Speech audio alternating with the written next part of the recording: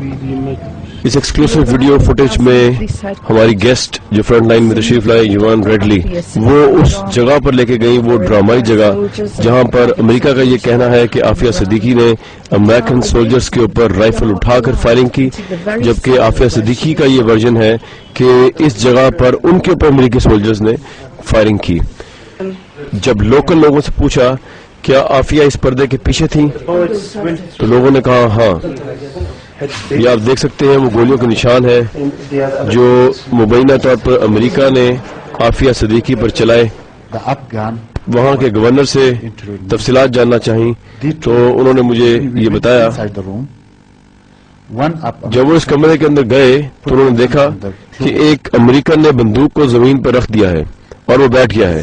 ہم اغوانی بھی وہیں پر بیٹھ گئے۔ اس امریکن نے گن زمین پر رکھ دی۔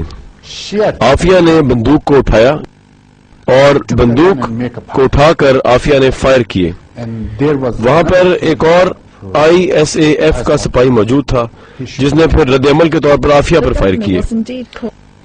لوگوں سے پوچھا کہ کیا آپ بتا سکتے ہیں کہ جب عافیہ صدیقی نے بلٹس فائر کیے اس دیوار پر تو وہ اس دیوار پر جو بلٹ کے نشان میں سے کون سے نشان عافیہ صدیقی کے ہیں جو انہوں نے فائر کیے؟ پھر لوکل آدمی نے یہ بھی بتایا کہ وہ خود اس دروازے پر کھڑا ہوا تھا جب گن کے 2 راؤنڈ فائر کیے گئے اور جو ان دیواروں پر لگے جو یہ ہم دیکھ سکتے ہیں۔ اگرچہ عافیہ نے گن پر ہاتھ رکھا ہوا تھا لیکن مجھے نہیں لگتا کہ عافیہ نے فائرنگ کی۔ ریڈلی نے اس سے پوچھا تو کیا یہ تمام بلٹس کے نشان امریکی فوجیوں کی گن سے ہیں؟ جواب ملا ہاں۔ گورنر سے دوبارہ پوچھا گیا کہ جب عافیہ کو آپ نے خود دیکھا تھا تو اس کی حالت کیسی تھی جب وہ مبینہ طور پر اس نے فائرنگ کی امریکیوں کے اوپر؟ کیا وہ نشے میں تھی؟ کیا اسے ڈرگ دیا گیا تھا؟ کیا تھا؟ گورنر نے کہا ایسا کچھ بھی نہیں تھا، وہ بالکل ٹھیک تھی، میں نے اس کو دیکھا، وہ اب نارمل نہیں لگ رہی تھی۔ دوبارہ گورنر سے پوچھا گیا کہ یہ کتاب کی تصویر ایسی لگ رہی تھی؟ گورنر نے کہا ہاں۔ تو دوبارہ ان سے پوچھا کہ کیا یہاں تو وہ اس تصویر نارمل نہیں لگ رہی؟ تو گورنر نے پھر کہا مجھے نہیں پتا کہ ایسا کیوں لگ رہا ہے، ہو سکتا ہے اس کا وزن کم ہو گیا ہو عافیہ کا، ہو سکتا ہے کیونکہ وہ ہفتے سے نہیں سوئی تھی اس لیے، لیکن مجھے اس کی وجہ معلوم نہیں۔ گورنر دوبارہ پوچھا گیا یہاں وہ نارمل نہیں لگ رہی؟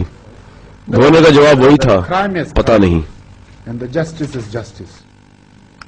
گورنر سے یہ بھی پوچھا گیا کہ یہ بڑی حیران کن بات ہے کہ ایک جرم جو عافیہ صدیقہ نے کیا مبینہ طور پر وہ ہوا افغانستان میں لیکن اس کا ٹرائل نیو یارک میں ہو رہا ہے، ایسا کیوں؟ یہ تو آپ کی شہری ہے۔ گورنر نے کہا کہ کرائم ہوتا ہے، انصاف ہوتا ہے۔